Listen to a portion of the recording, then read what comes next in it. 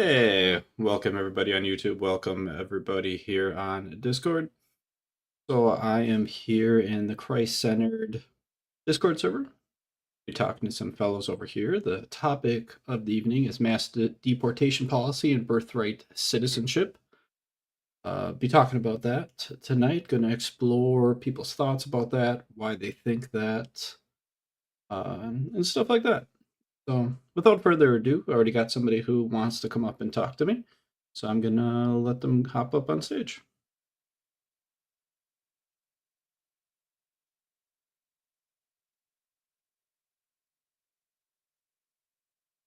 All right, I invited you, DJ Particle. Hey, what's up? Hello? Hello. How's it going? Hello? Hello. Can you hear me? No. You can't hear me, but you said no. Yeah, I can hear you. Oh, okay. Okay, cool. Cool. I can hear you as well. Excellent. So, what are your thoughts on the subject matter tonight?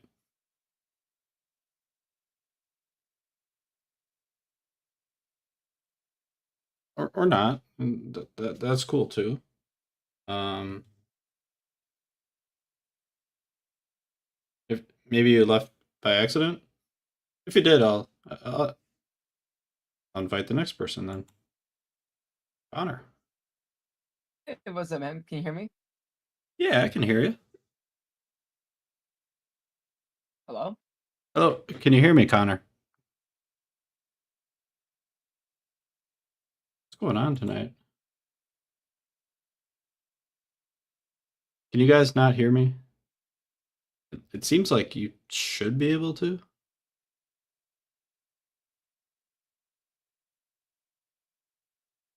Hey, Ryan, can you hear me?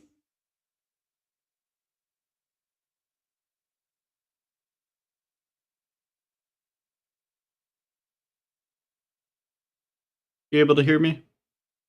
I can hear you. Okay, excellent.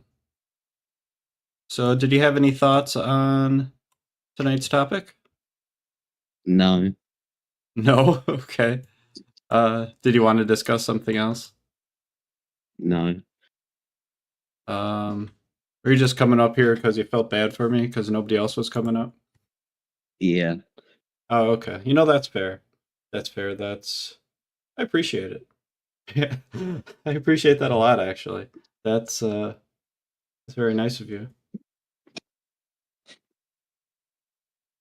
That is pretty nice of him, I will say so. Yeah. Did you have any thoughts on the topic tonight, Connor? I'm so generous. He is so generous. He is pretty wow. He's just so pretty nice. Yeah.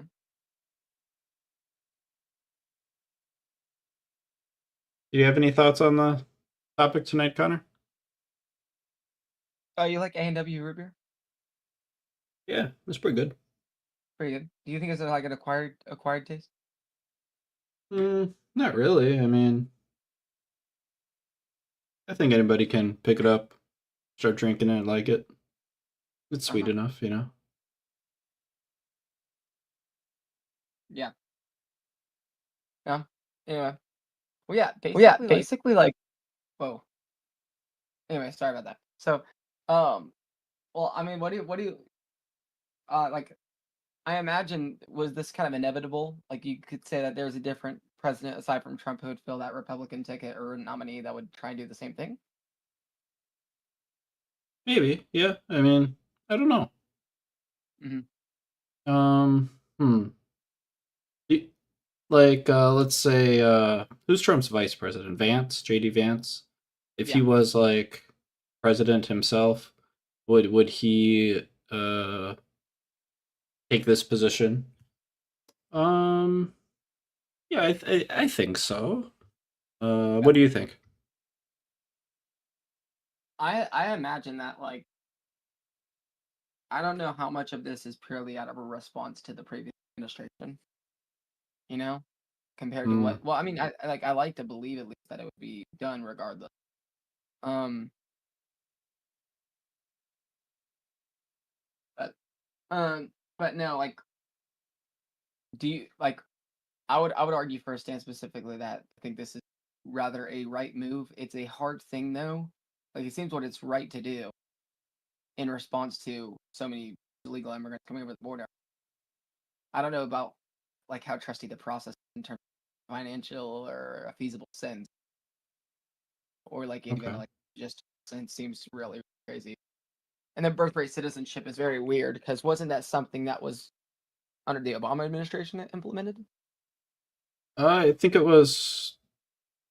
I think it's been that way for most of the United States history, as far as I know. Yeah. Hmm. Yeah, I think it's a part of the Constitution, if I'm not mistaken. I could be mistaken, but I believe it's a part of the Constitution. Yeah.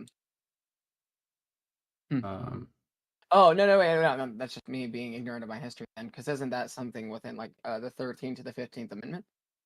Like one of the three, 13th or 14th or 15th Amendment. I know the 14th was slavery.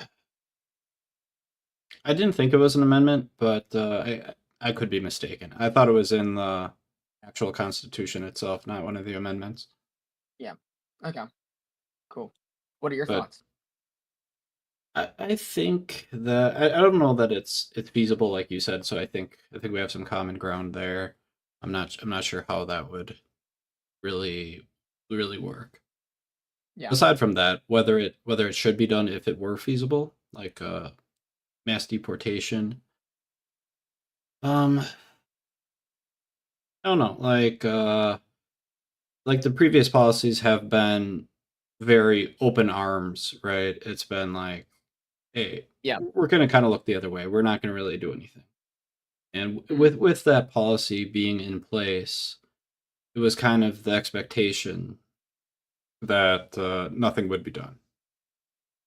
Is it fair to now kind of reverse course and do something else, like change that to where now it's like now we're gonna upend your entire life because we're gonna make this policy change? I mean, granted, it was never legal, right?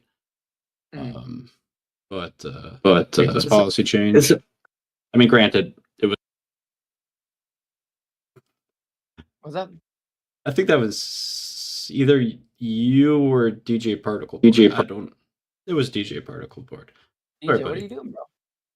I'm gonna put you back in the audience for Gone? the moment. Is he gone? Dang. All right. Yeah, Whatever. that I can't. I guess it's That not being so generous was anymore. yeah.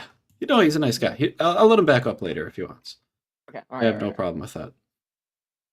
But I don't want that echo. That's a good point. What was I I saying? think I was saying.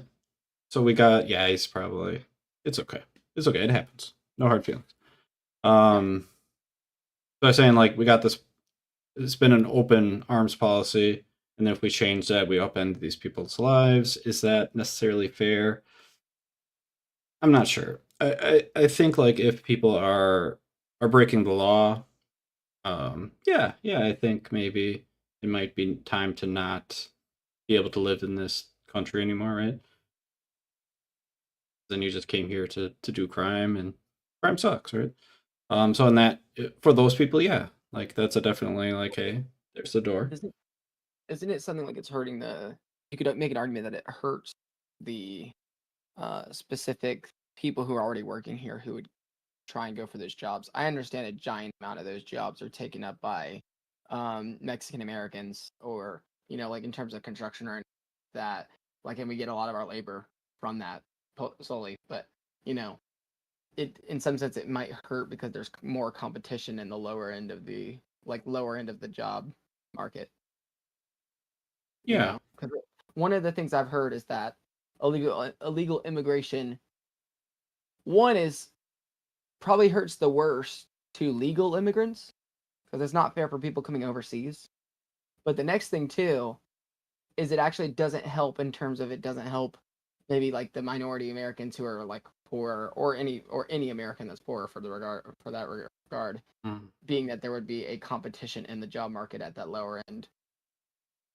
I okay, understand that there could be an argument made that those retail jobs were never meant to be for someone who is past the age of 30, 40. Like a percentage of those retail jobs. Um, Okay. Yeah, so what I'm hearing is like it creates more competition for those jobs that likely like lowers the overall wages or the opportunity for a job or both. sure. Well, it would lower the opportunity, and not only that, you know what I mean. It's like supply and demand, and so there's less of a demand for workers, right? And so Yeah. you know, in that it's that I would imagine that it's like one of the things about minimum wage that I have a hard time with, just because. But like, I'm not gonna try and go off on a side tangent. You know what I mean? It's like Okay. every different place it's implemented, it normally ends up hurting somebody. Hmm. You know, so um no, but I've heard specifically, and I can look this up further into this, is that there's statistics that actually hurt Black Americans illegal, and Black Americans simply because of a socioeconomic thing, because of any other, Okay. or at least for our purposes here discussing. Okay. So the I don't want to be like too exclusive to any specific topic, but I get you. exclusionary. So I'm Yeah, wondering how exactly this works. I'm gonna try to understand the best to my ability. So we have more people entering the job market at the lower yeah, end, and because of this, there might be less jobs available um, overall because more jobs are being taken. Although there will be more consumers in the market, so there'll be more sure. money being spent, right? Does does having the more people in that market open up more job opportunities because there's no more demand and more people spending money because they have Rather, jobs? the reason why I mentioned Black Americans to begin with is because it would be that they would end up the majority would be like at that lower, like in the lower end of jobs, or you know um and so in that specifically, you do have it to where um you have competition for those same jobs. So for example, like you can see this with the 1950s, for example, adding women into the marketplace, or into the workplace, not market, oh my gosh, the workplace specifically, um ended up making, like, it's like there's like double the amount of workers now for the same jobs, Hmm. and in that, um there's a lot of different responses I guess companies can do to that. But I think when you have that on like a mass scale, it's like when you lower the demand for something, that doesn't normally mean that the price will go up. If anything, it would mean that the price will go down. So the incentive there anyway, as it would be for workers who would be needed in the job. And so in that, you have that, and not only that, the people who would be taking those jobs would increase.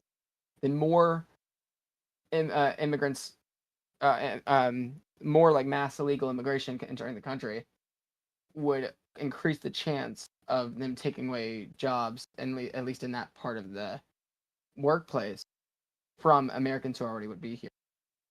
You know, Okay. I'm not saying I get it. Like, you know what I mean? Like, in some sense where like I don't fully understand the struggle of like living in a different country and trying to come here and seek refuge or whatever. You know what I mean?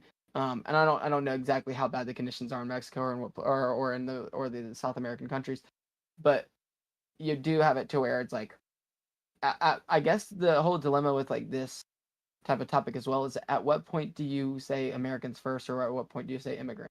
Like, at what point do you prioritize the needs of the illegal immigrant in that? Because right, because this is about mass deportation, and I'm assuming he isn't just deporting immigrants, but rather illegal immigrants, right? Hmm. Yeah, So I would imagine. yeah. Um, I've got a couple things that I want to ask, Hmm. and I think I'll stick with this one to start with. Which is more important? You said like it's either America first, like American citizens, So or the illegal immigrant. sure. Which is more important?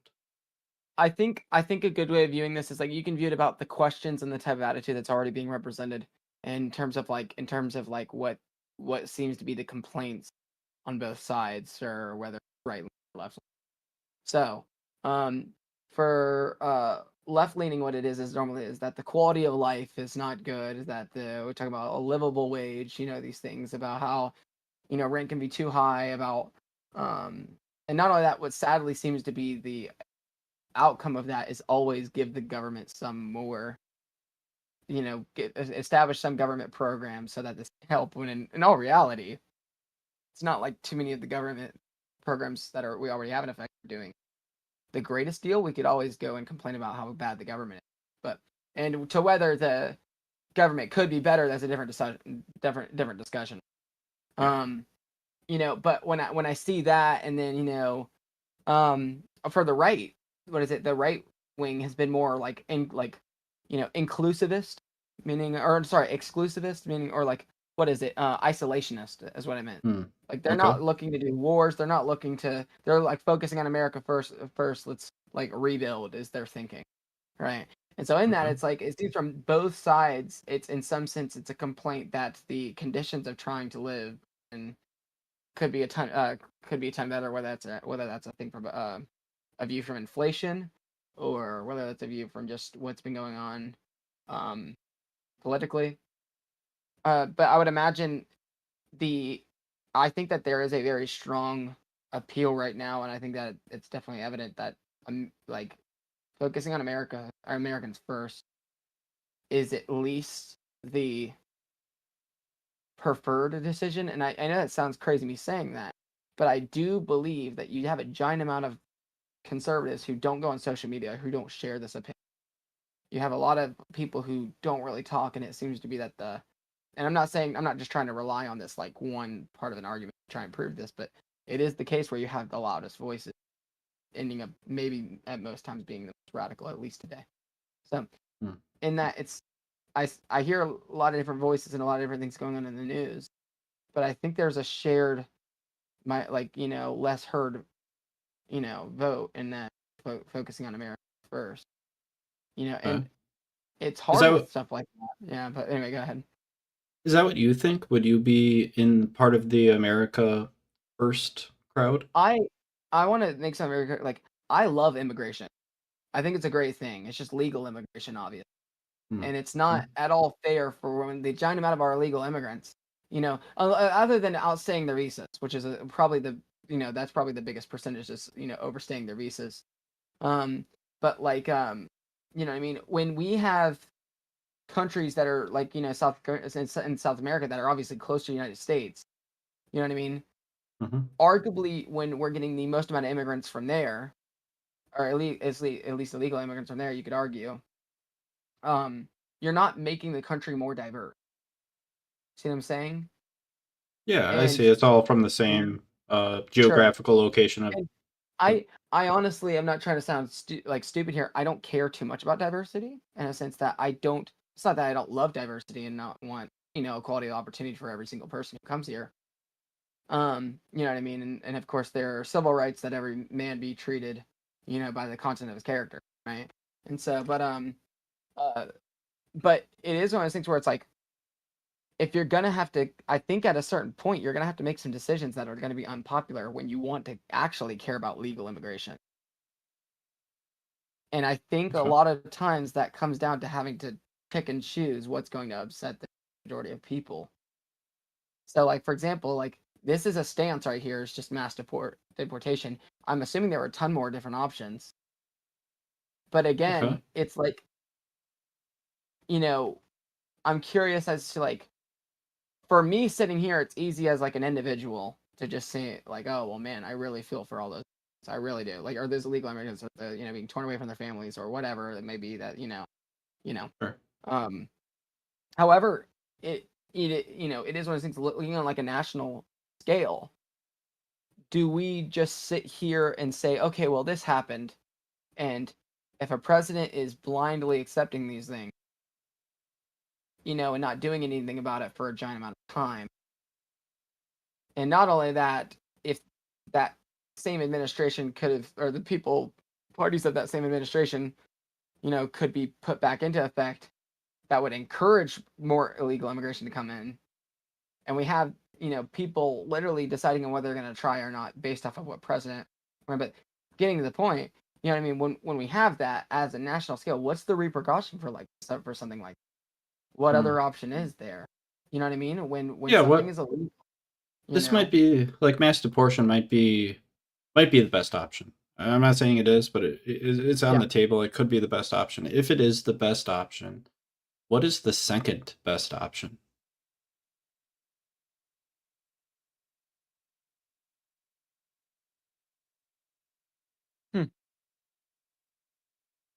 So that I'm assuming the second best option would not be some other form of deportation, right? Well, So yeah, it would have to be something else. Yeah. yeah. So Yeah. um, some sort of integrated citizenship. Um, Would yeah, I'm not like sure. maybe it would be a fine or having to pay a certain amount of Mm, money to become yeah, some sort of like visa program to be able sure. Well, to stay. Would that be an option? sure. I mean, here's an argument that no one's really liking. It is that we have laws for a reason, and when we break those laws, we go to jail, or at least we get some Hmm. sort of fine. That's what I'm saying. But like, I think one of the you have to. I think a lot of this is like what represents what a nation is. You know what I mean? And obviously, I know that every nation across time, one of the things that's distinct about that nation is it's had borders, Hmm. right? There's Right. clear, distinct boundaries of where you trespass or not. And I I think a lot of this is like, a lot of what we're seeing right now is just like a response to America being so like heavy into the world and lending so many different things in general, you know, Yeah. that it's kind of easy for this mindset to take place and for people to just take advantage of that. So I honestly, and I'm not, I do not, to what degree I'm not sure, but I think jail time. Oh. And I would argue it's like, you are breaking laws. And then the real question, I think, what would categorize this is how bad is it of a crime if I illegally enter into a country? Hmm. I think that's a really good question to be overlooked. Yeah. How bad is it? Is it as bad as murder? Is it as bad as stealing a candy bar? Parking ticket? Somewhere, definitely somewhere in between, Okay. Yeah, I would agree. right? Yeah. Um. So, what would be like the average life sentence? Not life sentence. Average sentence, or or penance for specifically a or the time specifically that a person would serve in prison Hmm. for murder or manslaughter. Not manslaughter, but actual murder. Oh man. So here, I don't know. I'll look at Like 25 years maybe? That'd be my guess. spends in jail for murder. It can range from so Quora is saying it can range from 15 years to life in prison in some places, and even the death penalty in some other countries. That's what I Maybe I heard. can go more specific in America. All right, we might be going on a little bit of a tangent here, which is okay. 13 I point like tangent. yeah, first degree murder would average into a sentence of 25 years to life. Apparently in 2016, the median time served in state prison for murder was 13.4 years. Hmm. That's Right? interesting. Yeah. Here's the Bureau of Justice statistics. Excluding death, the average time served for murder or non-negligent manslaughter would be 11.2 years. Right? Hmm. You know? Okay. And, right. So I'm curious. It's like, say, for example, every man in some sense trying not to.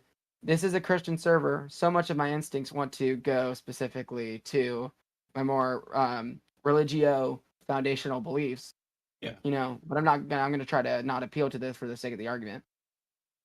One of Why the is things, that? well, um,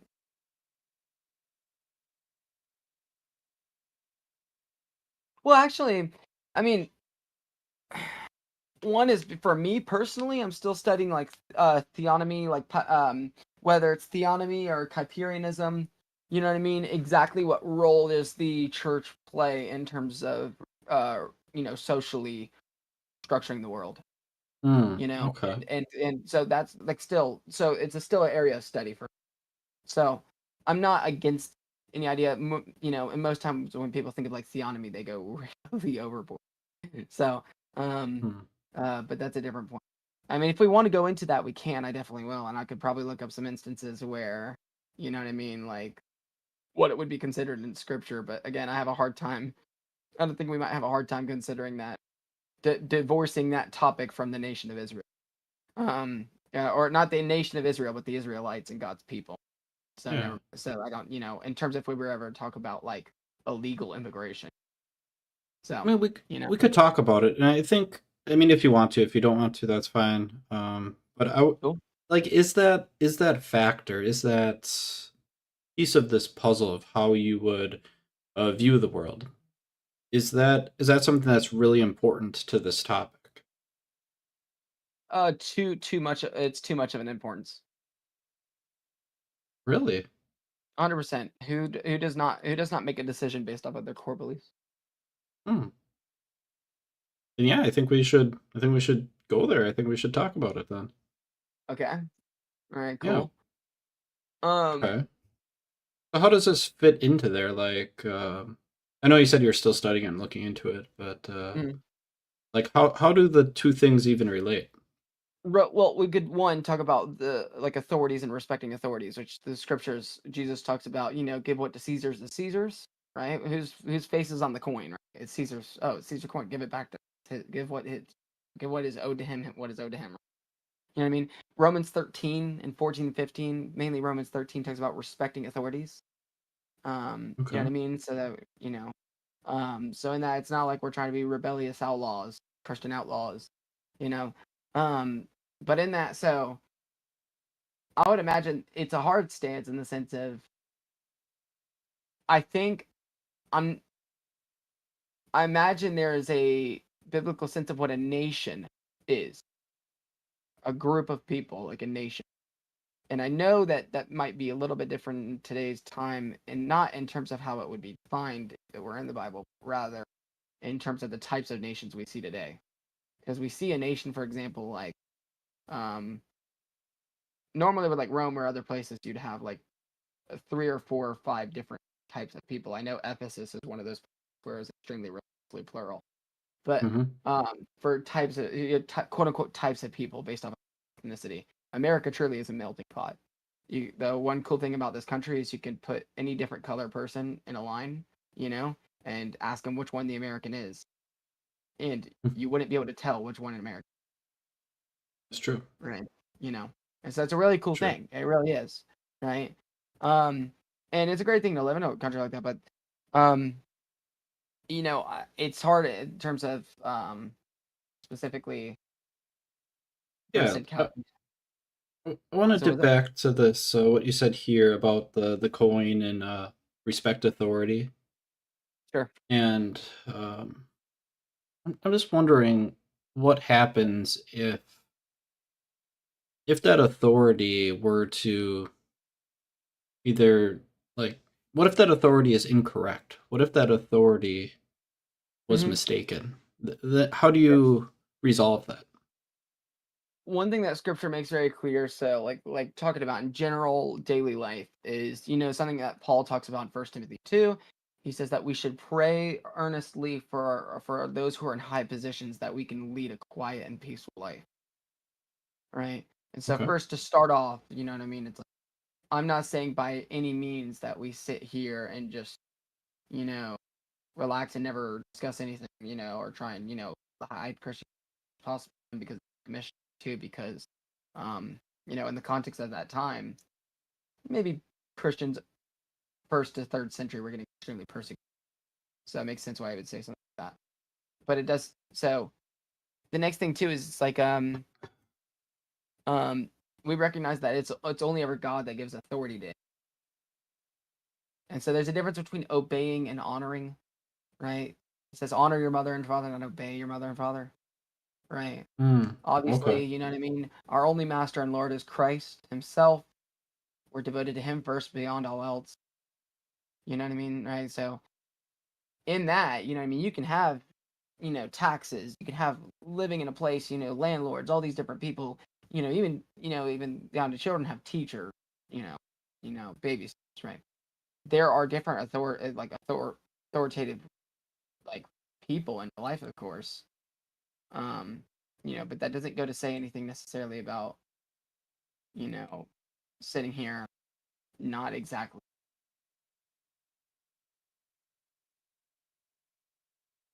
trying to not engage or sit in this place of just idle. So I like, so for Yeah. example, like I don't want to go too off topic, and this could go easily off topic, but I'm going to mention a side point. Like, I think it should be every single Christian person's utmost foremost goal to go to their city council and beg and plead for abortion to be abolished. Unless we can talk about rare times about the mother specifically, the life of the mother. Those instances are even hard for doctors because of HIPAA and other things too. But I don't want to get too off topic. Unless you want to talk about that. But like it's different places like this. One of the things too to understand is that the original point of the separation of church and state actually was to protect the church back in that day. And so Yeah, in I that would agree. specifically, yeah, because we have to remember Rome around 325 AD, the Council of Nicaea, Constantine is saying gather up your people and decide on what you believe so that we can make this a national religion. And so the politics of that time was debating Christology, the nature of Christ, who he is, you know what I mean, his divinity, in what ways is he human, you know, so, so his humanity, his divinity, and what seems rather trivial to us now was extremely important back to them back then, because metaphysics and stuff like that, and the applications can get really nerdy really quickly. But and then obviously you have say for example the Catholic Church, for example, an authoritative position. But what's interesting is the Pope doesn't have necessarily any giant, and I'm not Catholic, I'm not arguing for a Catholic, but he doesn't have any. I'm a reformed Protestant, or reformed Protestant. Slowly becoming more reformed. I'm Calvinistic Protestant, but that's it. Um, uh, Specifically, he doesn't necessarily. I don't think he immediately has any army at his command. He's not going specifically into taxes or anything like that. You must pay me taxes. But yet he is an authority as well. Yeah, a form of authority, I'd say. A leader. Yeah. Sure. So within America, getting back to the main topic of all this, it's I think you've seen different types of systems and different types of leadership throughout time, and recognizing that. And funny enough, you even have people, for example, our vice president right now could seem convincingly Christian. I'm not saying that he's not Christian. I'm just saying could very well easily be seen convincingly Christian. Yeah. And then I'd like to circle with back and try to make sure I understand this before we progress too far here. So we're talking about authority with regards to the laws, and it sounded like before I kind of asked about what if the authority is in the wrong, then what kind of happens? Like how do you Sure. figure that out, right? And you kind of indicated that you have to respect it, but not necessarily obey it, right? Um, it, if you were to determine that the U.S. immigration law was somehow unjust, incorrect, mistaken, bad, right? Yeah. Would Yeah. you say that it would be okay to disobey that law then? It's a case by case basis. I mean, you know what I mean? So no matter what nation you're under, I will guarantee that sin, for example, that's the overall thing to avoid in every single in every context. And so in that specifically, again, our first devotion, and I think I said earlier, is our only Lord Christ himself, is Jesus Christ Yeah. himself. And so, in that it's like it's a case by case basis with obviously, context matters, who doesn't believe that and some um, but um, are we gonna go to like the ICE detention camps if you want to talk about that? Sure. Yeah, let's talk about that. Okay, cool. Enlighten me. I honestly I don't know a whole lot about them, but Sure. that's One of the where claims Yeah. One of the claims I've heard so often um is that it's a very cruel system or a very cruel thing separating children from father. You know. yeah, Yeah. unlike a And jail system, I've been told very sure. similar. Funny Mm. enough, I went to an art school, and there was a guy named Jewel Taber who made a movie about the ICE detention camps, and he was a professor Hmm. at Wake Forest and University in North Carolina. Um and it's funny because I've heard so many different things about this. There are so many people who would claim that it would be, and I'm not saying it is or isn't. I'm just saying they would claim that this is somewhat close to the detention camps for the Japanese Hmm. around the time of Pearl Harbor, Okay. internment camps. So, um, not necessarily sure. I would say that one of the funniest things though is that oftentimes when I look at this stuff, whenever it's like a topic like police brutality or like instances like this where it seems like there is a federalized, instituted, specifically department that is focused on making sure that justice is done in a manner, it can be easily like, so for example, like what I'm getting to is like, I mean, like amongst and I promise I'm staying on the same topic, I'm just trying to allude to a point, is Yeah, that go ahead. like for example, most people were getting annoyed with like the police brutality with New York and how it was like racially biased. Yet the New York commissioner or the New York police commissioner himself was black, and then not only that, you know what I mean. So it's very similar with a lot of the people in these roles as well. Because one of the things that's very interesting too is like catching illegal immigrants. How many we don't even like talk about, for example, like how much sex trafficking comes over the border, that goes out of the border, Hmm. or how many gang members are coming in now. I know there were so many statements from the orange man that couldn't shut his mouth back in 2016 that were questionable, but he did make a point in some sense about MS-13, right? Hmm. You know, Yeah, and yeah. so There's gangs that come in and out. Obviously, there's the drugs trade, right? yep. It's something that exists. Yeah. Mhm. I want to find some statistics because I'm wondering how many per year they catch, like, you know statistic by statistic, Talking because about if this drug dealers. sure. Sure, drug dealers, gang members, child Okay, sex traffickers, and I think this is important gotcha. because it's hard to talk about something about mass deportation when we don't know how bad the system, the actual thing of what we're talking about to begin with. Does this mass deportation relate to directly to the criminals? Hopefully,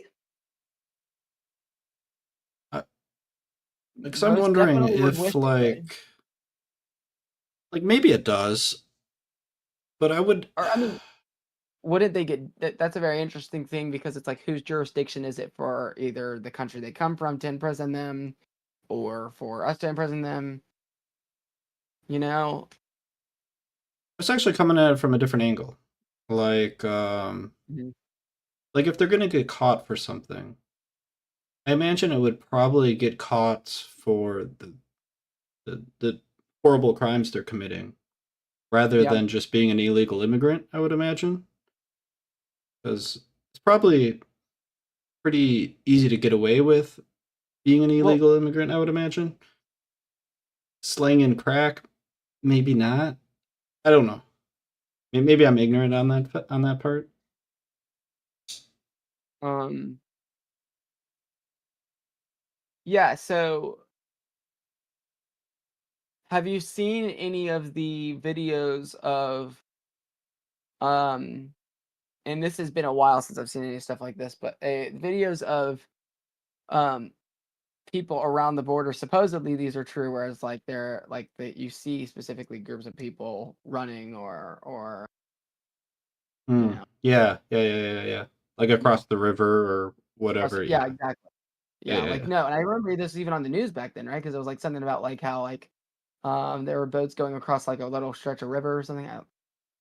But yeah, That I didn't see. But yeah, I know what you're talking about. yeah. And so um I think because it is weird because I think this is weirdly too. It's like I don't think this is a right left issue.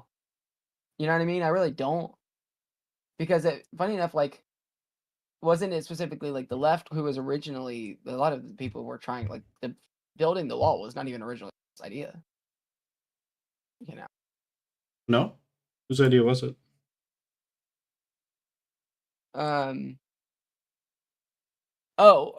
I can actually look that up, but um, if you want.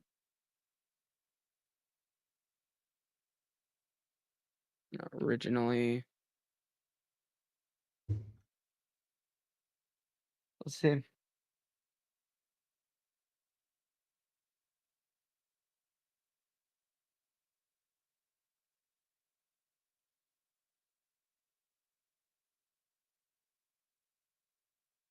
Yeah, I imagine that at least it wasn't proposed by him at first. That's why I remember.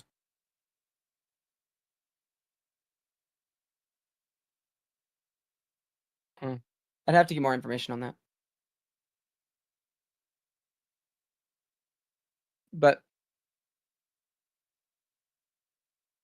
yeah, apparently it was not a under. Apparently, I'm reading here, but like you know, it not being a partisan issue. Mentions of it with Bill Clinton. Okay. I don't want to sound too speculative, but it's uh, interesting. I'd like to ask you. I'm not entirely sure what your stance is, but you mentioned like America first. It sounds like you'd be in favor of some sort of deportation if it's feasible. Hmm. What could you learn or discover that would get you from pro deportation to possibly anti deportation? I would say, in some sense, seeing the effectiveness and results of not doing this and proposing a different option and how that would increase. Because here's one thing that I think is a shared sentiment among the people who are America first is that they, in no sense, believe, or it's like, and then sorry, hang on, it's the people who are specifically believing in it, like people who do believe in America first. Um, I totally lost my point. Sorry. That's okay. Yeah. I think earlier in Yeah. our conversation, you were talking about we have borders for a reason, laws, and then jobs. Is there one of those that sticks out as more important than the other?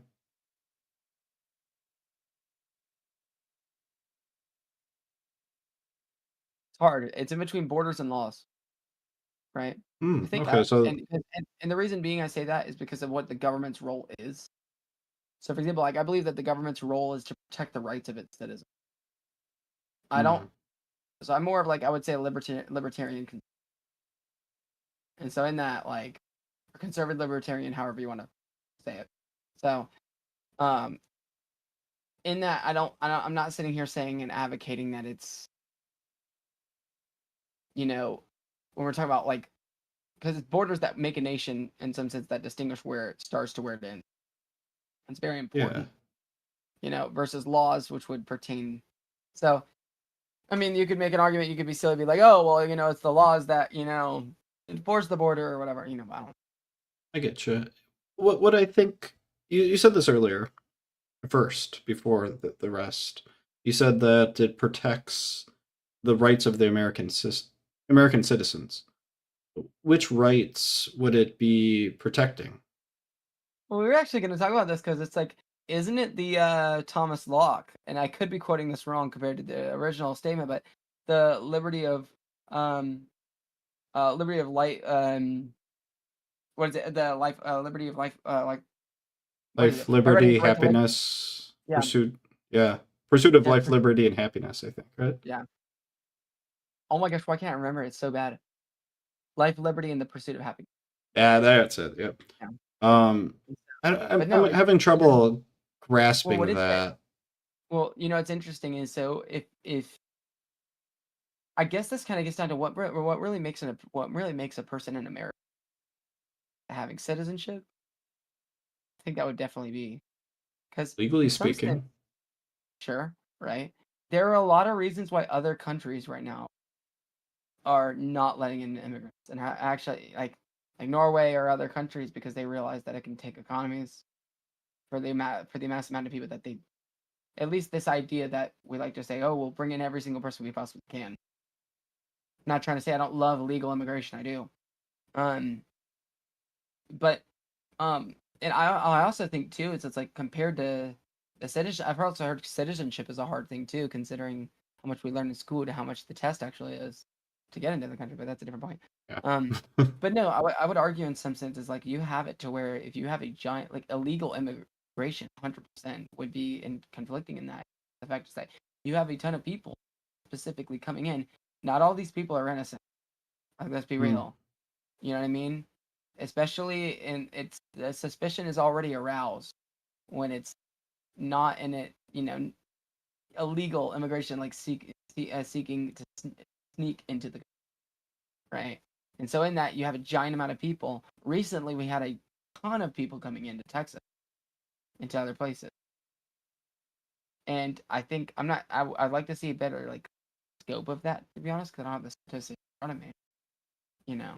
Um but I do think it's definitely in some sense impeding on the rights of Americans, since that when you have something that distinguishes them as Americans, they spend their lives here, they seek to have community, they seek to do these things to build up their community as well, right?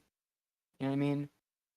What you can often Okay. have is, for example, like when you not it's not always the case that adding more people to something, especially in extreme numbers, is going to help a society. Hmm. I'd like to give you a hypothetical scenario. Okay. So let's say, whatever reason, this could be, you know, the reason is not important. It could be something in the water, something in the food, aliens, who knows. But all of a sudden, Americans they really want to have a lot of babies. 5 babies a household, tons of babies. Population just booms. The graph is just like it's going up. It's way up. People all over the place, just crawling with people. Would you view that in the same negative light as you do massive immigration? Well, not in the same sense because you have to remember that one is that in every different sense you have. I know that there are a lot of, um, I know that there are a lot of different immigrants specifically. Hopefully, Am I still here? Is that Yeah, right? I yeah. don't know if my I can internet. still hear you. Okay, sorry, my bad. Okay. Um, One is that you have, um, in every process of a person's life and the people who are being born, you have the economy being able to adjust and set up for that exact thing, rather than Hmm. importing a ton of people at a specific place at a specific time. Even if it is an age thing, even if you have, say we could have it, it's not like this, but say you could have it to where we have the equal proportionate amount of age range coming into society. Yeah. I I still feel like there's some drawbacks to that in the sense that it's one something housing is something to consider. Two, the jobs that they'll be taking in a sense. Don't get me wrong, we live in a great time where we have more job openings than we do have people to fill them, Right. which is like something that is very new. Um, but I don't I don't know if I don't want to immediately call the analogy a non sequitur. Um, but it is interesting. Also, you could make a funny joke in the sense that maybe that would be a good thing to start doing, is having each household having 5 babies, considering that dating is at like an all-time low. And Would that help with dating? Well, no, there have been rumors about a population shortage coming up. Oh, yeah. Yeah. Yeah, Americans are having less babies than in the past, yeah. Yeah.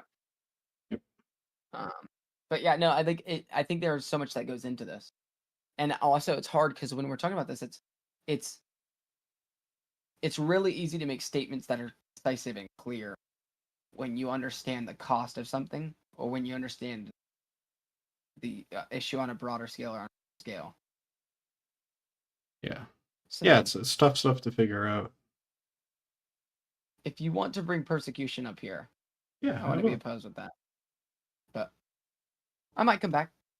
All right, sounds good. Why not? Yeah. Nice talking to you, great Con. talk. Yeah. God bless. I'm going. Yeah. Yo, I got a couple of questions, if that's cool. Yeah, sure. Right, so I'm thinking about starting a business that involves bringing people in from other countries to this country to work, like an integration business. So under Trump's under the reign of Trump, like with all the like, you know how he's getting rid of naturalization, is this gonna affect the, like, you know, getting work visas at all? I don't know. I am not an immigration lawyer, so I have no idea what that's going to affect. Right. So, what's the topic about the mass deportation policy then? Yeah, it's whether I'm asking people whether they support it, and why they would support it or not support it, and what their thoughts are, how they came to their conclusion. I mean, it really depends. Like, so what are your thoughts on it first? I mean, I could start there, then introduce my thoughts. Yeah, I think it's something that's probably infeasible. Mass deportation. I don't think it's even really something that's possible. I think it's very hard to determine on a mass scale. Well, can I ask you a question about that? Yeah, sure. Yeah, so everybody who has, like, you know, works in America, well, everybody has to work. Like, one if they were to, let's say, get a job, then you would be able to tell if they're from the country or not, right? Depending on the information they input. Not necessarily. If you How so? if you have come here without a legal immigration status, you don't have a social security number to use. In order to get a job, you either need to get a job under the table, or you need to use somebody else's social.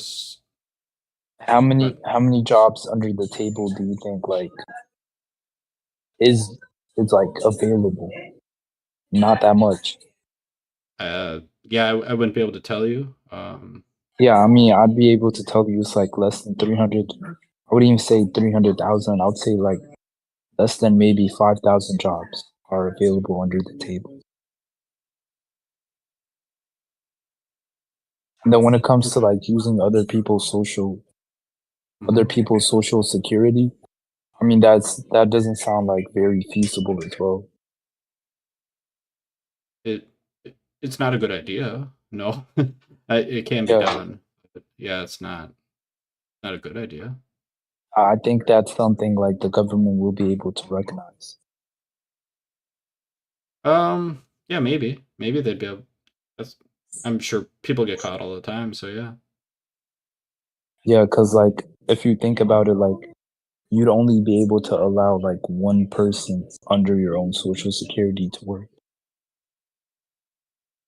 Well, I mean, there's people with multiple jobs. There's people who retire and then, you know. I mean, that's still like a if you're very retired, low number. then yeah. That's still like a low number, though. Yeah. And Ryan in the chat here is telling me that there are special numbers issued to illegal immigrants, so they can pay taxes and get jobs. Apparently, I've never heard of that. I'll take Yeah, his I've word never for it, heard of though. that as well. Yeah, that's pretty new. So I mean, what's your other thoughts on it? Aside from that, birthright citizenship, I think that that is something that should stay. I think if you are I agree. born, what's that? Yeah, I agree with that. You agree? Okay. Yeah. Why do you take that stance? Why do you agree with the birthright citizenship? Yeah, I mean, like when it comes to like abortion and stuff, I'm pro-life. So I mean, that kind of plays into it. Like, if someone is birthed into the country, then then the acts of their forefathers should not affect them. But then the only problem that would be able to bring up though is people coming or sneaking into this country to give birth to their children here, and then getting deported, and then leaving that kid to be raised by the government. Yeah, yeah, and going into that type of system, as a child, that's not good. Yeah. Right.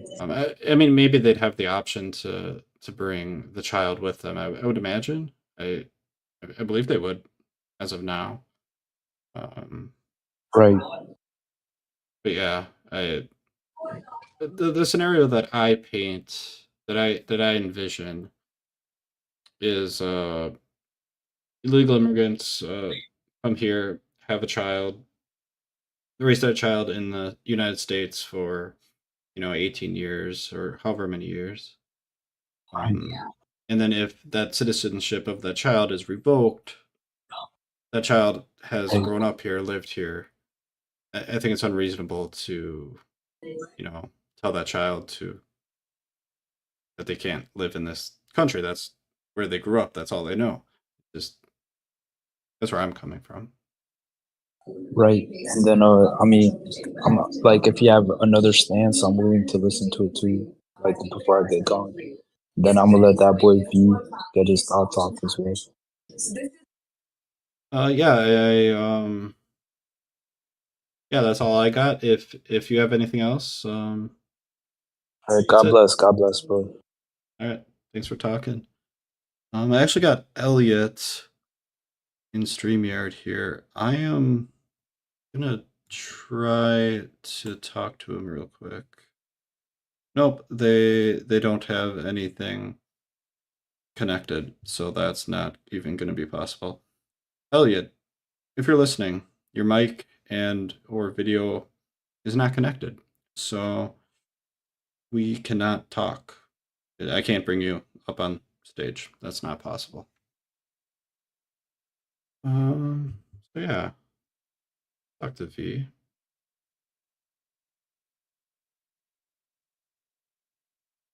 Hey, what's up? Hey, good evening, Mr. Watkins. How are you this evening? Good evening. See, the event was supposed to end in a minute. I assume it went well. Well, it's still going. I put that in on the CE server. Yeah, it's 8 to 9, just because I don't know how long it's gonna go, and it requires me to put an end time. So yeah, we're still technically I going. just joined. Just that, well, out of curiosity, like what kind of perspectives have you had so far? It's a big subject. I'd be curious to know what you've heard. Fill me in a little bit. Maybe recap for anyone watching the stream. Sure. I've only talked to actually 2 people. The first person I talked to, they were kind of in their words, they said their stance was America first. So they weren't sure if mass deportation, was even feasible. They expressed that they think that that might not be something that's really feasible. However, they said that that would probably be what should be done. The reasons were America has borders and laws. Also mentioned jobs, that it might take away jobs from other Americans. Additionally, they said that Some of the classic arguments. yeah, then respect authority. God gives people authority. That whole rabbit hole. Yeah, that's a bit of a different one to tackle, but that's Yes. fair enough. And the second caller, I think I just heard. Yep, the there. second caller you just heard. I think you were here for the whole thing. Yeah, I actually might have been. Oh, okay. Yeah, I'm like ferociously pro. This is the thing, like, immigration, migration. First, I should disclose I'm not American. Hmm. So I would say my opinion's a little more global to begin with. Sure. I'm pro migration, whether it's immigration or emigration, on like a net. I think it's a net positive basis, and I think, of course, so like if you're a country like, let's say, let's be reasonable. I'll pick a country out of thin air, for instance. Argentina. It's a little less. Okay, so let's pick I a just- smaller one or a different one. Okay, so no, you know what? No, you know what? You're right. Let's stick with Argentina. Okay, I'll put it to you this way then. Okay, we will use Argentina, although you just kind of threw a complicated one down, right? If you wanted to leave Argentina before the election or after the election, I would not fault you for wanting to do so in either case.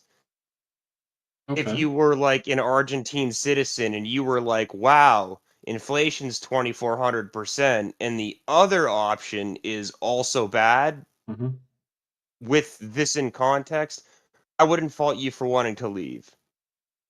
In fact, if it was me, I would also myself want, would you not, right? Like, it seems like it's a very rational sort of response, whether you're a single young male like myself, or maybe you're a 40-year-old who's married and has 4 kids. I think, reasonably speaking, you don't want to leave a situation like that. Yeah. It just becomes a little more complex, I think, when you look at the economics of why something like this happened. More broadly speaking, as far as South America, as far as United States policy towards South America, which I think it's under spoken about, but American foreign policy towards South America is a large region for why this migration is happening, especially over the southern border. I think it's very unreasonable for the United States to just sort of put up the middle finger to Mexico, who's also dealing with this crisis, albeit it's a lot worse for them to have to deal with South Americans traveling through en masse. And then the United States is like, well, yeah, well, guess what? You get to deal with them twice because now you have to house and feed them on your side of the border. It's not Mexico's. The policy doesn't make any sense as far as I'm concerned. I think, if anything, if the United States was good faith, you should be saying to Mexico, like, listen, first of all, we're going to aid you in dealing with the immigrants who haven't been able to cross the border, because there's a lot more of them. I assure you, there are tens of millions more of them on Mexico side of the border, and so throwing it to them's not fair. So if you want to work in good faith, you could say, okay, what we're going to do, Mexico, is we're going to help invest in creating a more stable route. We're going to make sure that this route's patrolled by local law enforcement throughout Mexico to make sure the cartels aren't involved. We're going to aid you in assisting that. That's a consistent problem, so you could deal with the smuggling and drug issue. I would end the drug war, but I'm being a little more reasonable here.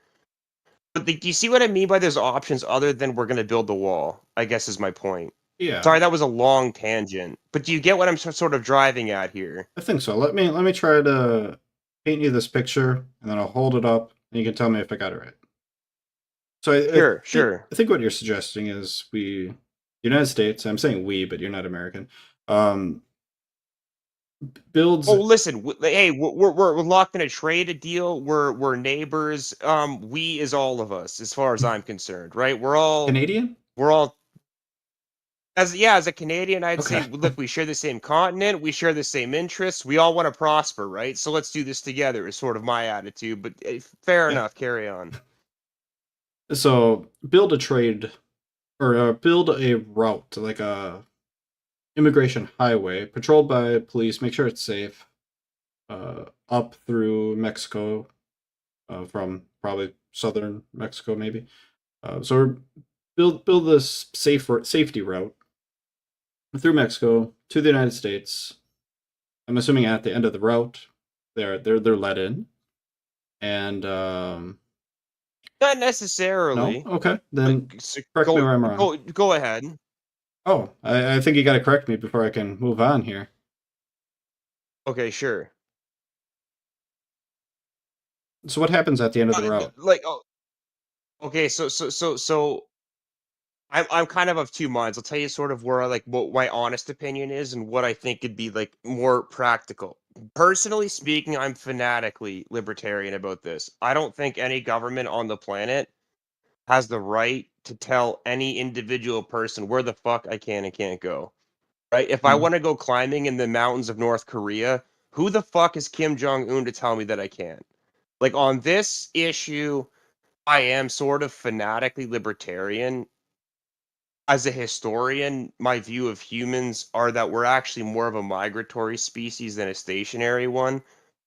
I don't think it makes sense to start restricting this, but like let's just tap into reality here, right? To answer the other mind. No, I don't necessarily think that the end of the road has to be the United States lets everybody in. But I do think policies like ending the drug war, for instance, ending the sanctions on Cuba and Venezuela, which I personally and deeply believe are punitive and a lot more to do with trying to disincentivize um, what's perceived as socialism.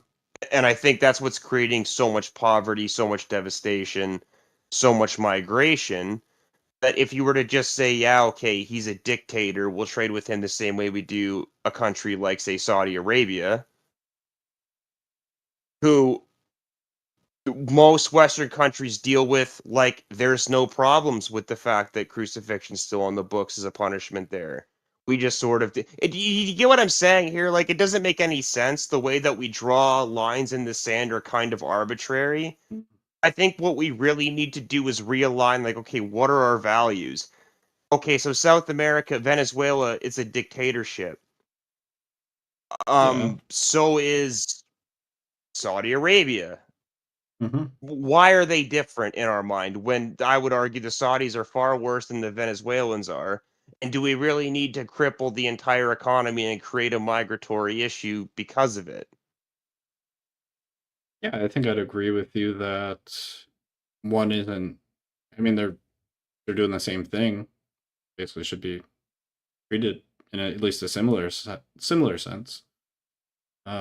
Hmm. So Well, Saudi what's Arabia does the opposite of what the United States does. It actively goes out to the third world and recruits people into like, hey, why don't you come build? Most of the Emirate and Arab states do this too. Like hmm, it's not normal. But they do the opposite. They'll bring in the poorest people and basically treat them like slave labor. hmm. Whereas the United States has I don't want to say they have slave labor, that's not fair. They have really dirt cheap labor with some of these migrant workers that they're hiring. And I think that Americans going to the grocery store concerned about grocery prices aren't considering what a mass deportation would look like as far as the ability to continue domestically farming. You would have to, if you mass deported, ramp up imports. There's no other way you could do it.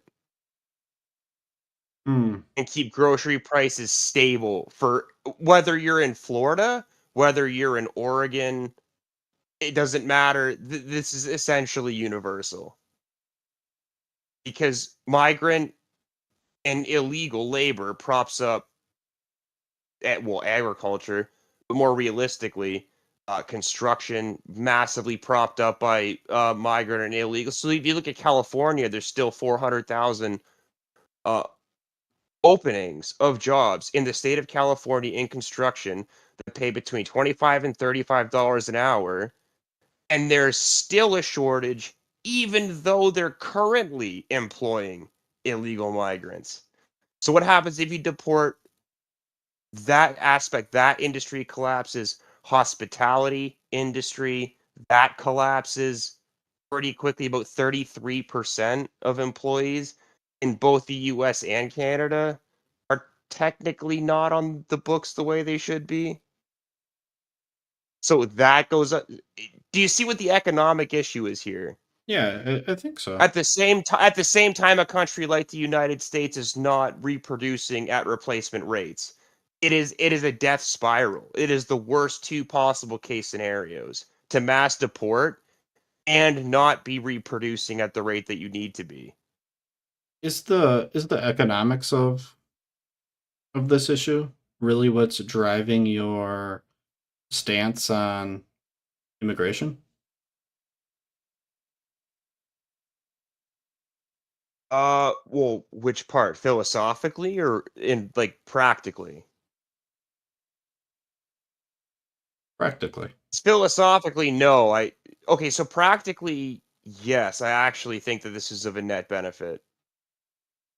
Okay, so maybe so you'll understand this a little bit better. I'm a European citizen as well. I've dual citizen. I like the fact that I can just drive from Croatia to Germany or France or Spain. Mm-hmm. There's a political union, there's a bloc, there's rules, there's a system, there's a way that it works, right? So if I were to practically apply my more libertarian views, I would say, well, do we really need certain borders as a Commonwealth country between the UK and Canada and Australia and New Zealand? Even the United States. Like, let's look at ways that we could sort of break down these barriers as sort of my practical application of my sort of thoughts on this. Obviously, you can't just unilaterally say anyone can come to this country. Yahoo! Surely you understand why that makes no sense. I get would why think that so. makes no sense. Yeah, I Yeah, believe so. I get why that makes no sense, but no, I firmly stand by. There's ways to like implement this in ways that make sense. Yeah. So there'll still be rules, still be restrictions. But if someone, Well, there will always be people who want them, and we always have to work with the people who want them, right? So long as that's true, which will always be true, there's going to be some level of restrictions. And at least in a democratic society. As long as like that's the case, because dictatorships can kind of do whatever they want to. But the West is largely democratic still, so let's roll with it. okay, if you were to go from this libertarian type stance to a more, I don't even know what the right word is. What's the opposite of that? Authoritarian, I would Authoritarian. suppose. Yeah, authoritarian stance. What would you have learned or discovered that got you from where you are to an authoritarian stance?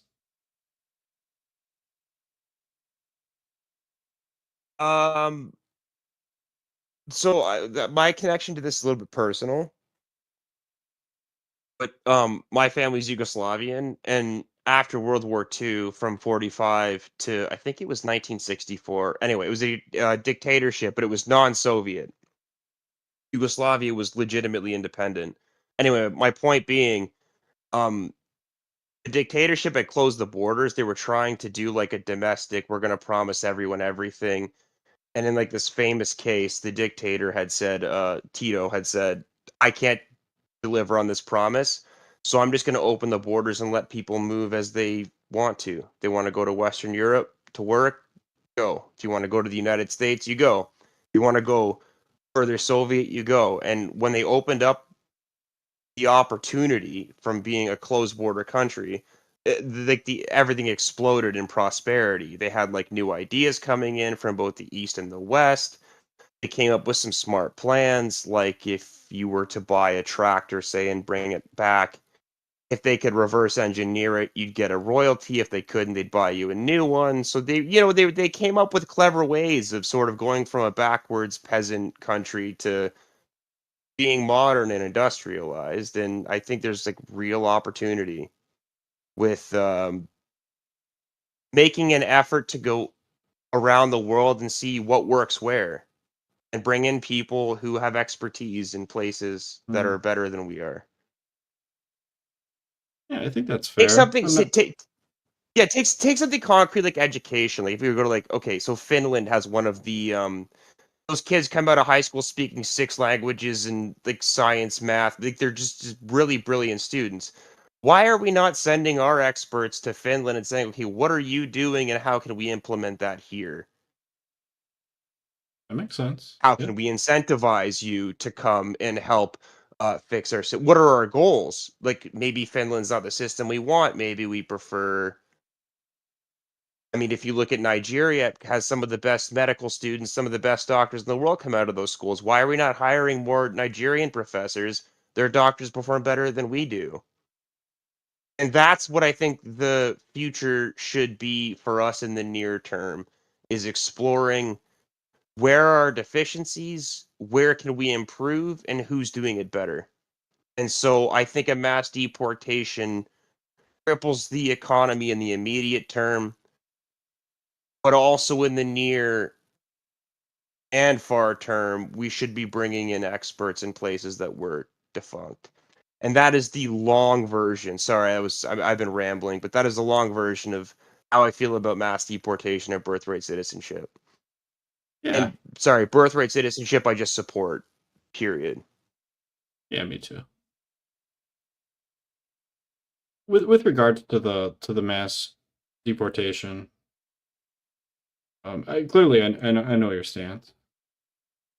If is there anything that you could learn that could get you to reverse course and support a mass deportation policy? Sure. I mean, if I thought it was like a widely better thing to do, and you could statistically prove that, I could make for sure, absolutely. Okay. What kind of things would you look for? The general welfare of people, it tends to be high on my priority list. So let's say if you were to deport someone back to a country, is their life going to be better or worse?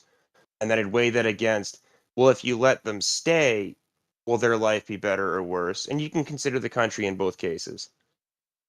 So like, okay, if you let them stay, will their life be better or worse? Will be better. What will it do for the country? Well, assuming someone has to work to take a job.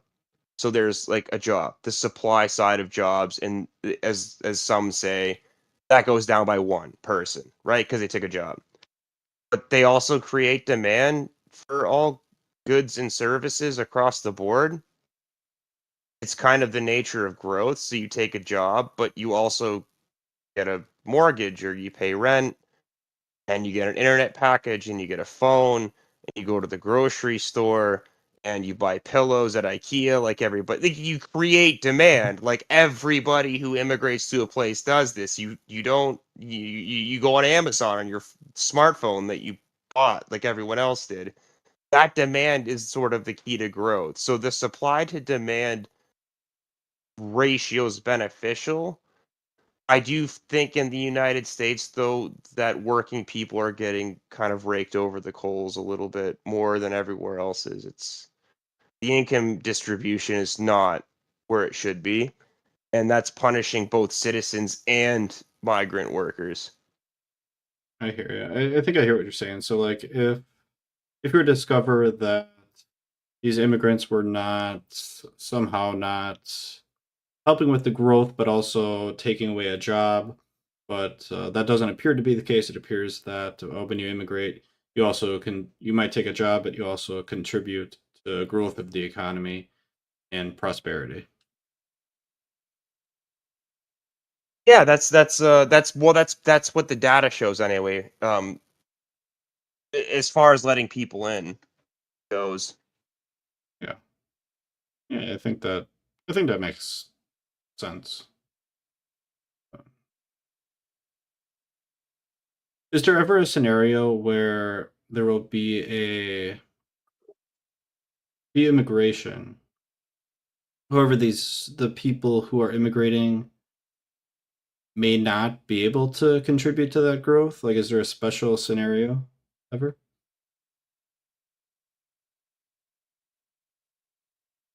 Well, I don't think it's particularly special. I think one of the worst off groups to migrate tend to be I was gonna try and think of like a more encompassing term, but no, refugees. Basically refugees. Because you're kind of getting so the thing with refugee migrants is just think about this logistically for a second, right? Like, let's say you're in India and you're like, wow, I really want to go to the United States. Well, that's kind of an expensive thing to do. Even if you wanted to do it illegally, you have an ocean to cross. So instantly, there's a massive economic barrier. Agreed. With refugees, it is a little bit different because you get everyone from the homeless person in downtown Damascus to like a doctor who could rival any one of ours. It's just both their houses were bombed and now they're, so you get what I'm saying? Like, that's a Mhm. little more complicated. You get a Yeah. little more of a diverse group of people, although usually in those cases the well or offer groups tend to have their own ways out. But like, yeah, sure, adjusting refugees can be difficult because what happened to them is unfair, and what's happening to the places they move is a little unfair. You get people who didn't want to leave but had to, and you're resettling them in a community of people who don't want them but need to. It's unfair on both ends. This is why I take a little more of a. I don't want to. How do I phrase it? A little more of a sympathetic approach. Like, I know a lot of the refugees that come to Canada don't have values that I have, but they also. Listen. I wouldn't have bombed their house if I could have anything to say about it. So. And to be honest, Canada's pretty in deep with the U.S., who does a lot of the bombing. So, you know, yeah, it's not fair the Americans are bombing people abroad, but it's not fair that we have to settle them and they have to leave. So I hope that makes sense anyway. I hope my perspective's coming across a little Yeah. more. I think so. I think I understand your perspective.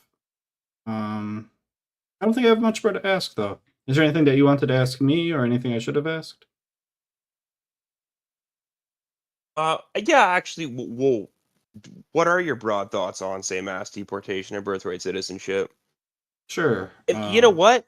Tack on what you think the legal immigration system should be, because I would be curious to actually hear like a real answer on this from an American who's obviously, you guys had the opportunity to debate this, so I want to hear what you think. Yeah. I would say a mass deportation policy probably isn't feasible. I think it would be incredibly costly. I'm not sure that it would make much of a difference. Like I don't think it would do a whole lot of good. I think if there's anybody who shouldn't be in this country, I don't know if it's strictly because of their citizenship status or their legal status. It, if they don't deserve to be in this country, if for whatever reason, I think it would be because of other illegal things they're doing, drugs, sex Like, trafficking, they're whatever. actual criminals, Yeah, for yeah, instance. that's what I'm saying. They do an actual like murder or something. Yeah, for Yeah, sure. right. Perfectly rational, reasonable. And birthright citizenship, I think you overheard me sharing that other guy to that other guy. I think it should stay. And then more broadly, like immigration in general, I would say that if you do want to come to any country, the United States, for example, I think you should be able to come. Of course, there's those barriers. Uh, like for example, if someone wants to come from Japan and they spend every last dime coming from Japan, and they get to the United States and they don't know how to speak English, they only know Japanese, might be really difficult for them. In that circumstance, maybe we should tell them, hey, maybe your life's gonna be a little bit higher quality if you stay in Japan, just because like you're probably going to be homeless when you arrive here. You're not going to be able to communicate. Might not be the best option. But however, for many people, it might be the better option. And if it is the better option, I think you should be able to come. I mean, should we say no, you So can't come? Probably not, but I also wouldn't want to like for example, if somebody's going to stay at my house and I know that my house is gonna the exterminator's gonna come and spray a whole bunch of poison everywhere. I probably don't want them to come and be miserable and breathe in all the poison. If you come, I want your quality of life to be better than where you came from, basically.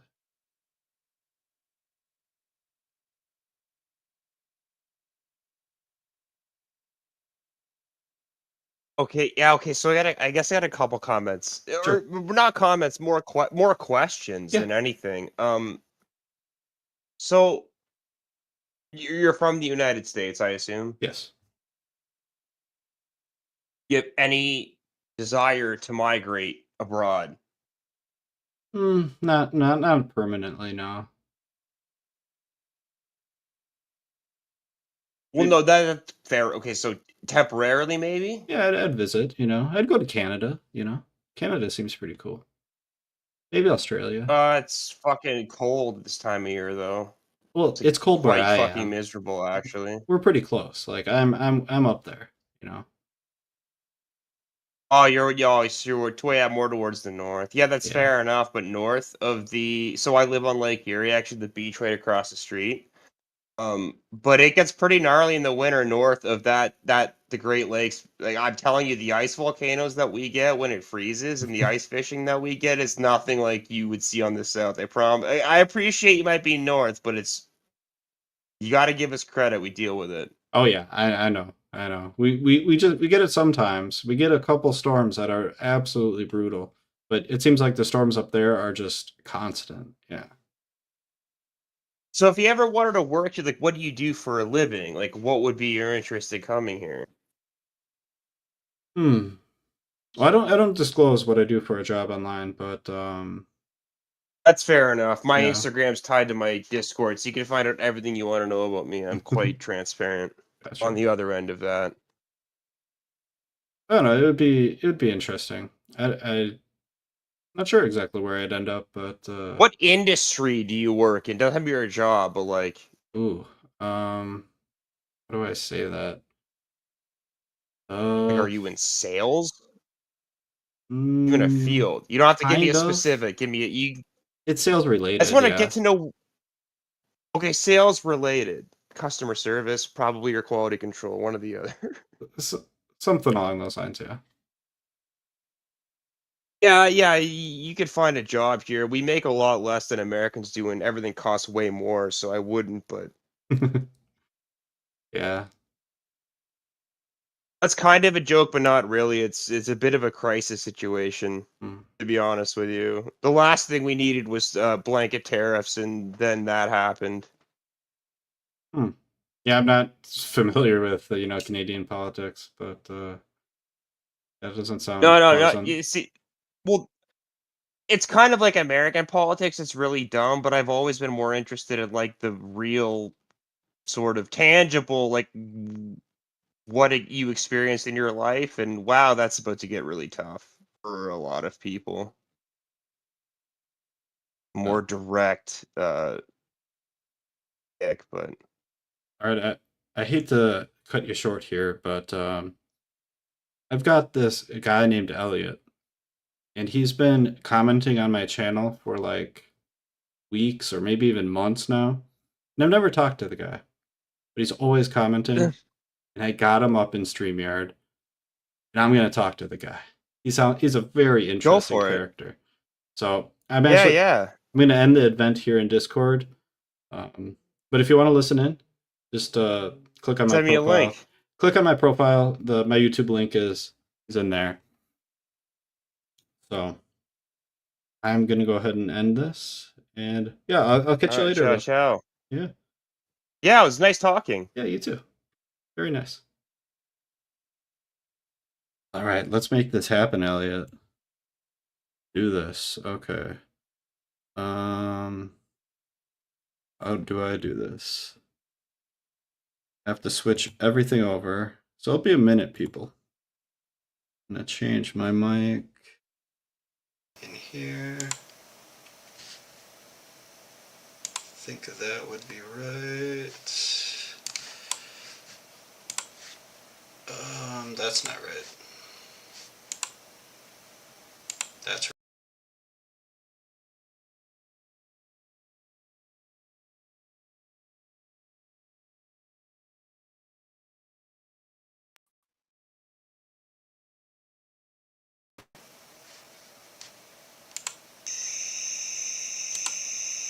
Hello, Elliot.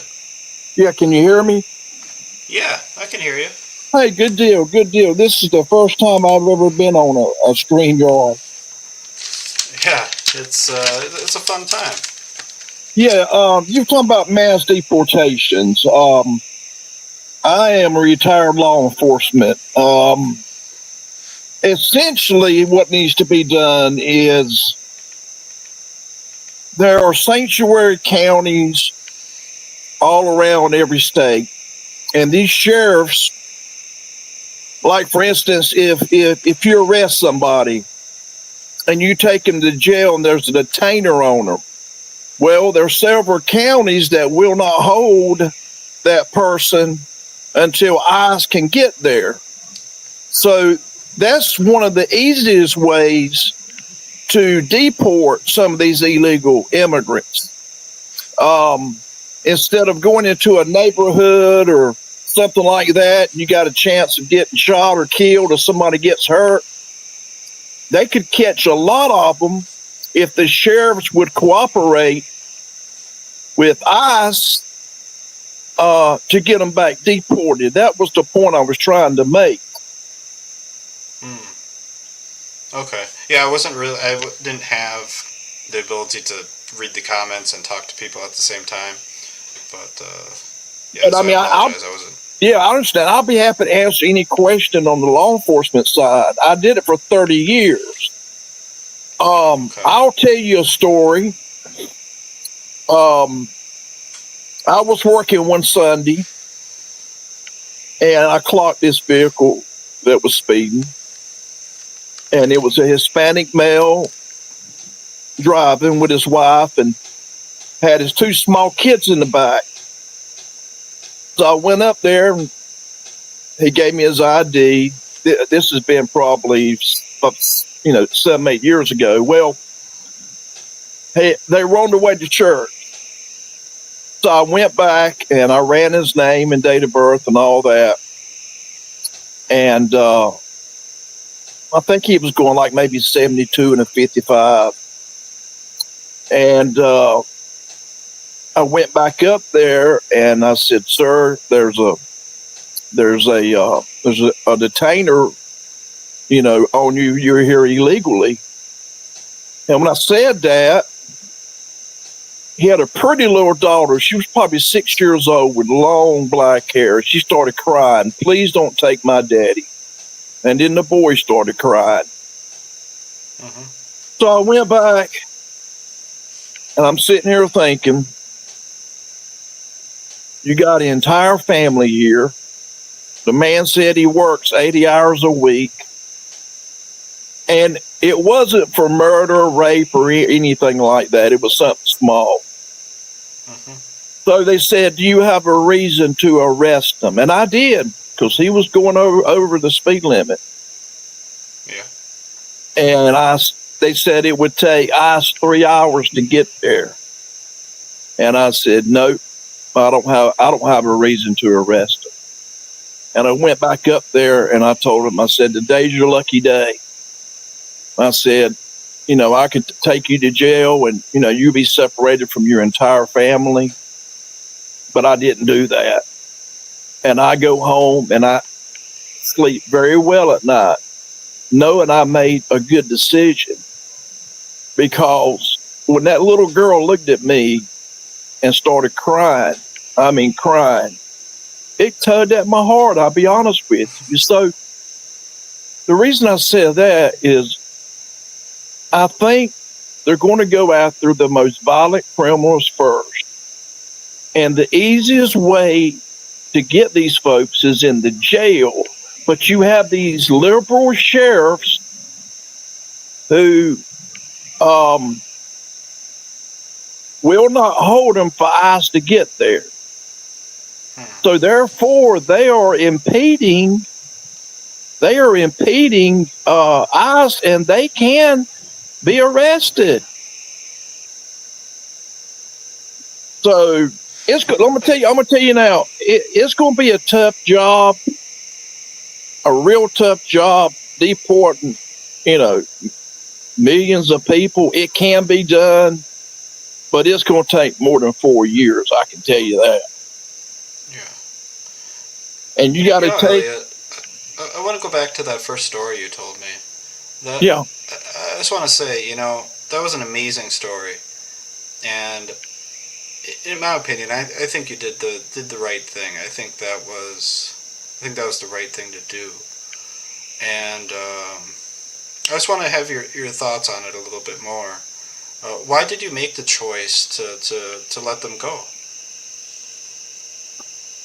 Because I was winding down my career, and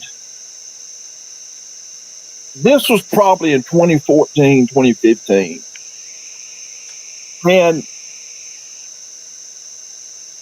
the way the guy presented himself to me, I just had some type of vibe that I was not going to separate him from his family. I mean, it's just hard to explain. When you got a little girl sitting there in a car seat looking at you crying, saying, "Please don't take my daddy." And then the little boy starts crying. Now, obviously, if he was wanted for murder or something like that, it'd been different. Right. And I can't even remember what he was wanted for, but I just couldn't do it. I mean, the mother spoke very little English, and I would have went home that night knowing that man sitting in jail and more than likely is never going to see his wife and 2 kids grow up.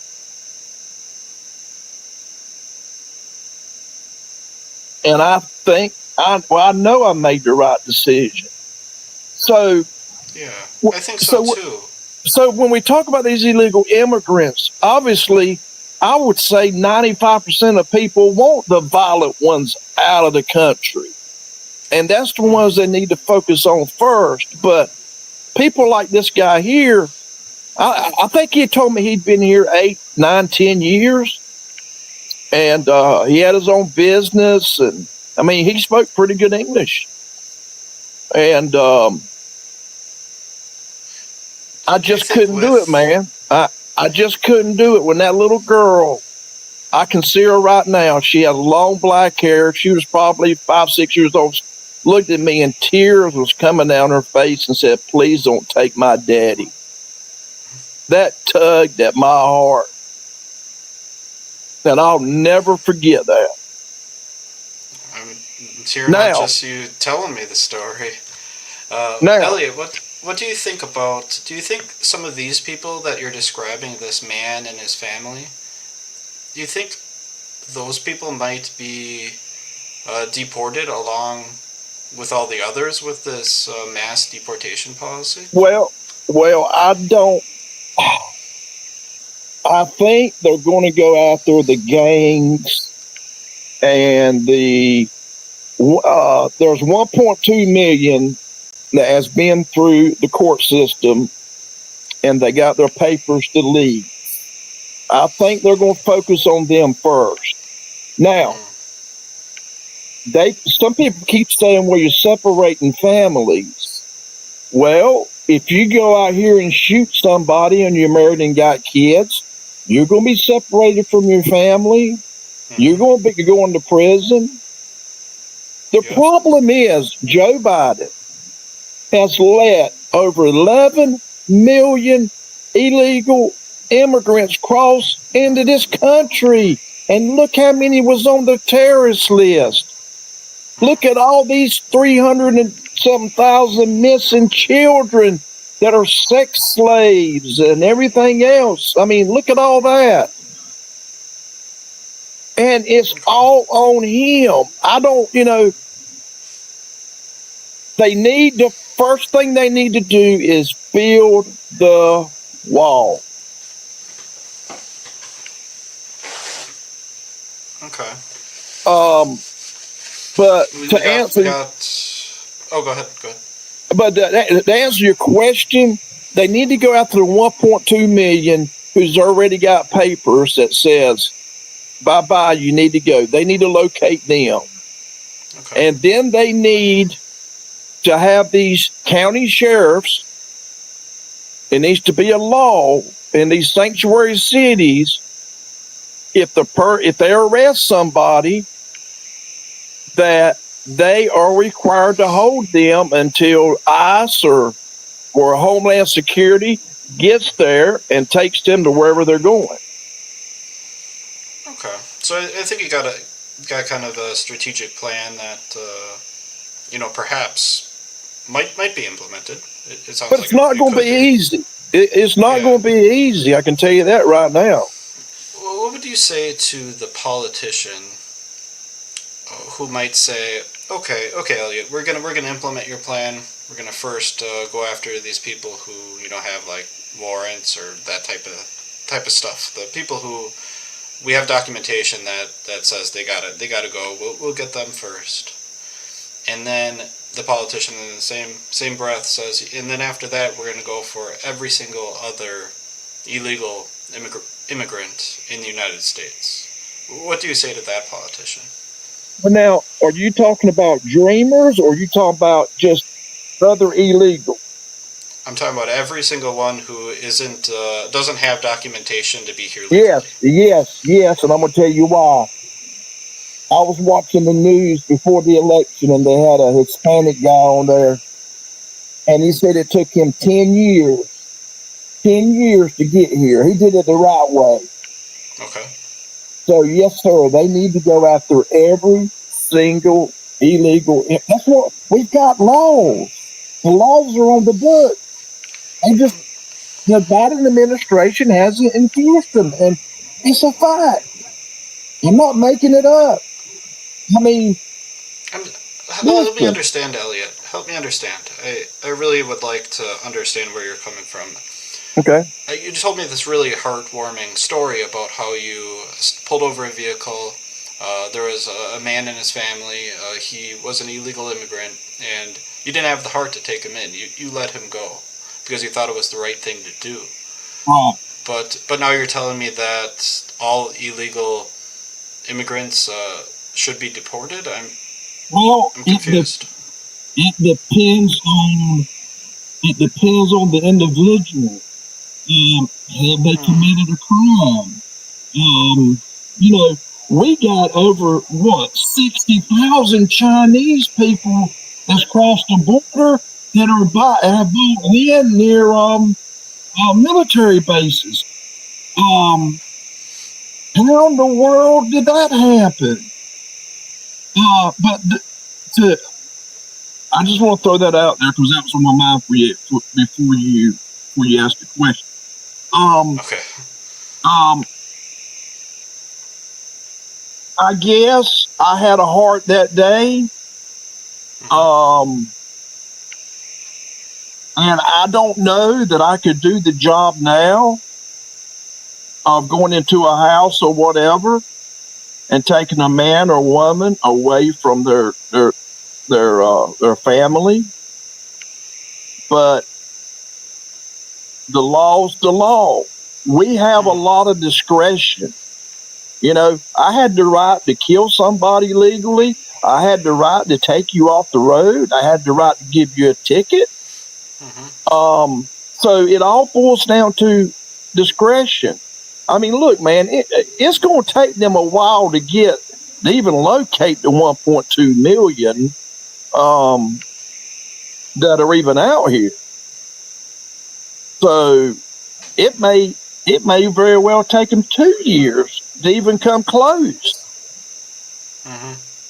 So, Yeah. where do you locate? I mean, are you in the United States or? Yeah, I'm in Wisconsin. Okay. So, look, I don't like to see families separated, especially with young children. But on the other hand, I can't have my cake and eat it too. But if somebody goes out and commits a serious crime that goes to prison, they're going to be separated from their family. Yeah. So, I guess should we only deport illegal immigrants if they commit a serious crime? it depends on what. To me, obviously murder, rape, something like that. Yeah. But listen, I've got a girl that lives up the street from me who's illegal, which obviously I'm not going to turn her in. She's married and got 2 little kids. Do I think she should be deported? No. So I guess to get back to your original question, my answer probably would be no. I think the violent ones, the ones that the ones that have a detain or order on them, most definitely. But I don't know, man. The older I get, the more compassion I have. I'll be honest with you. You're looking out for people. Being in law enforcement 30 years and dealing with what I dealt with on a daily basis, I could tell you stories all night long. There's a lot of good people out here and there's a lot of bad people. And the problem most of us have with Hispanics are they don't have a driver's license. Most of them don't. Most of the ones I come across don't speak English, but they really do. So I had to get a translator. And the most frustrating thing was trying to explain the ticket to them. See, I want one of those guys who was an asshole to people. I explained to them the ticket and what they could do. For example, you run into the back of another car. You're charged with fail to reduce speed. If you get a letter from your insurance company and go to court, they will dismiss the ticket and it won't cost you a dime. But trying to explain that to somebody that doesn't speak English is hard to do. So he'll go, unless he, talks to somebody, he or she will go and pay it off when they could have got it dismissed like you. So the communication was very difficult working the job. Yeah, I imagine. Yeah, if you need to explain something that's very technical like that, it's going to be very difficult. Yeah. And it's going to be very difficult to. The biggest way they can do the deportation is through the jail. Somebody gets arrested for DWI, drugs or whatever, and they get there and they find out they're illegal. The sheriff is going to have to hold them until ICE or Homeland Security comes and gets them. That's going to be one of the easiest ways of catching it and illegal. Yeah. Okay. All right, Elite, I think might have come full circle here. Is there anything else you'd like to add before we call it a wrap?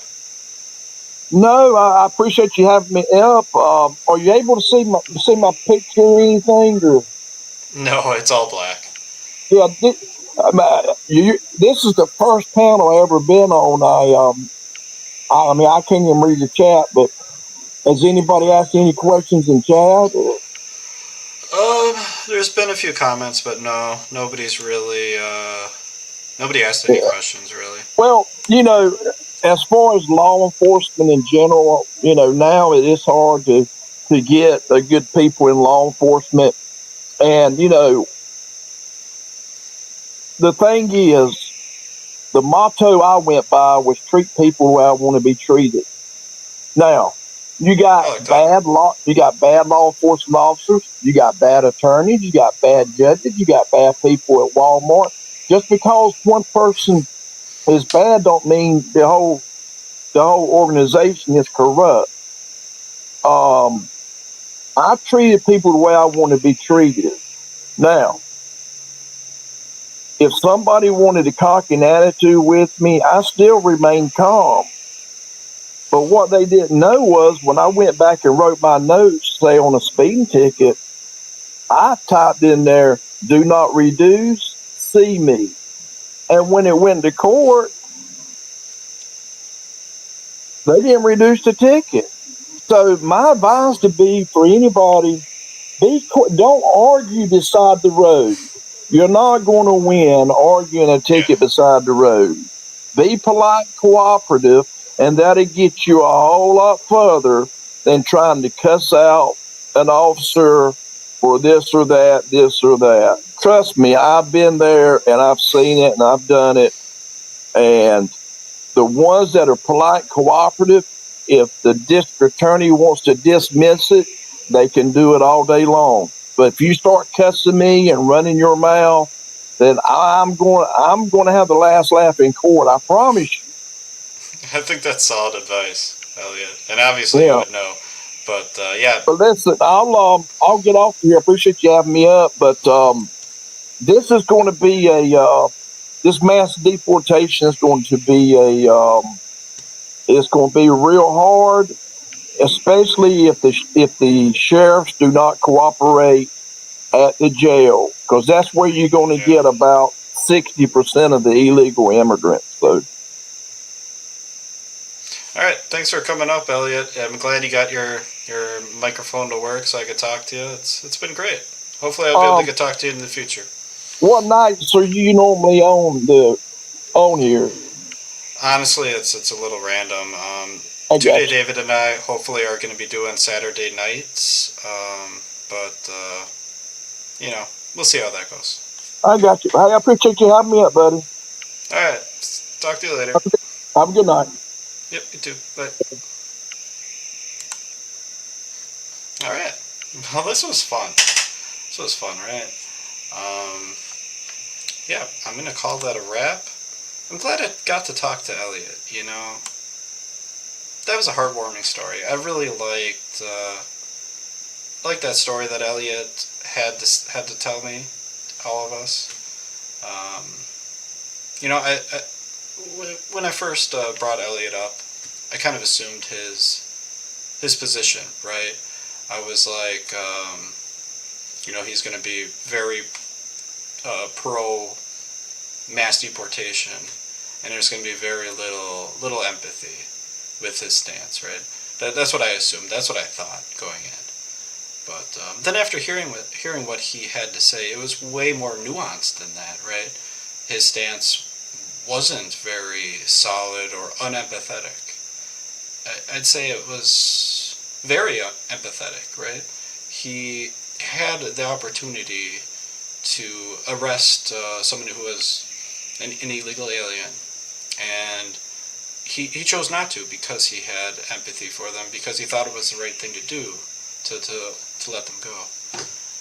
And I think that speaks a lot about Elliot's character. And he has said very interesting things in the chat, in the comments on many of my live streams. And Elliot's a good guy. He's got empathy. He's got a good heart. And on that note, I'm going to play the intro. Have a good night, everybody.